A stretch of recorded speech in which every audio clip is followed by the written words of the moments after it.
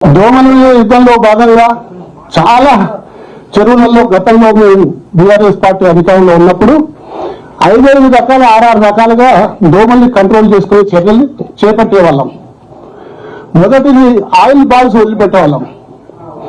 Oil balls తోటి larva అంతా చచ్చిపోతుంది, లార్వా స్ప్రెడ్ కాదు, తద్వారా దోమల నియంత్రణ తగ్గేది. రెండవది మాన్యువల్ భుజానికి ఈపుకు దోమల స్ప్రేయింగ్ డబ్బా మనం కట్టుకొని దాన్ని 15 మీటర్ల దాకా పోతుంది.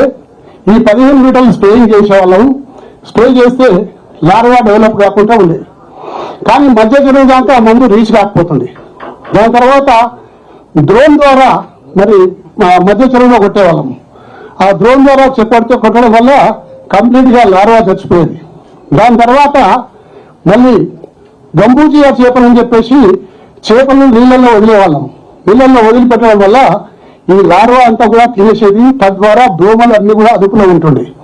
ఈ ప్రభుత్వం సంపూర్ణంగా విఫలమైపోయింది. ఏ చర్యలు తీసుకుంటలేదు.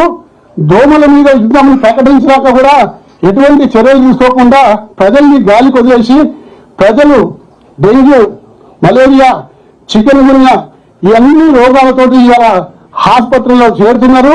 తద్వారా లక్షల రూపాయల ఖర్చులు పేదవానికి మరి మధ్యతరగతి కుటుంబానికి భారం అవుతుంది.